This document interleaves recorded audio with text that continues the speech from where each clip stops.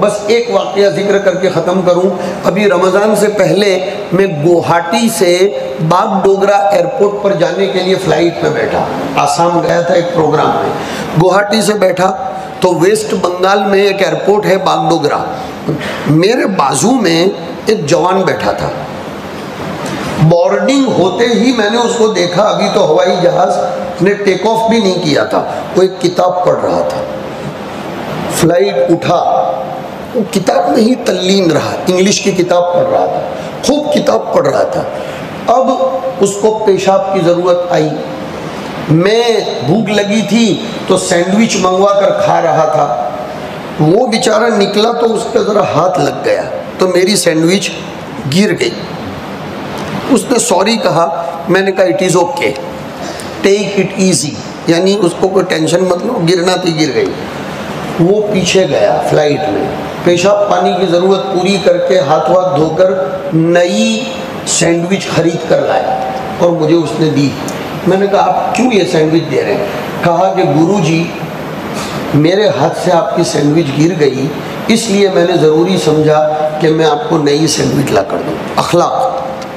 खैर, फिर उसने बैठकर पढ़ना शुरू कर दिया।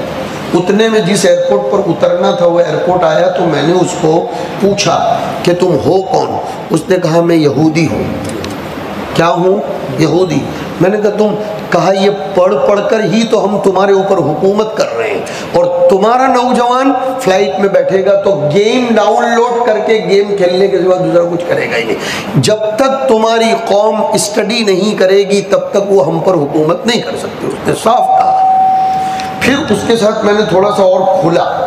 फिर एयरपोर्ट पर उतरते ही मैंने उसको कॉफ़ी का ऑफ़र किया, मुझे उसके पास से कुछ निकलवाना था।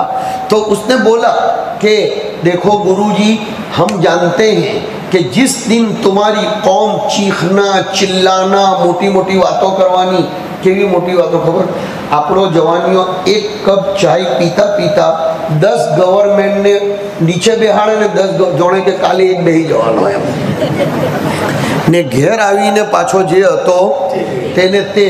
वो कहने लगा जिस दिन तुम्हारा मुसलमान ईशा और फजर में इतना मस्जिद में जमा होगा जितना जुमा के दिन होता है, मस्जिद अक्सा हमारे हाथ से निकलकर तुम्हारे हाथ में आ जाएगी। ये है सिक्रेस। लिहाजा अल्लाह के बंदो, शरीयत पर आओ, अपनी पाकी नापाकी के बाब में भी मोहतात रहो, अपने दिल को भी पाक रखो, दिमाग को भी पाक रखो, अकाईद को साफ रखो।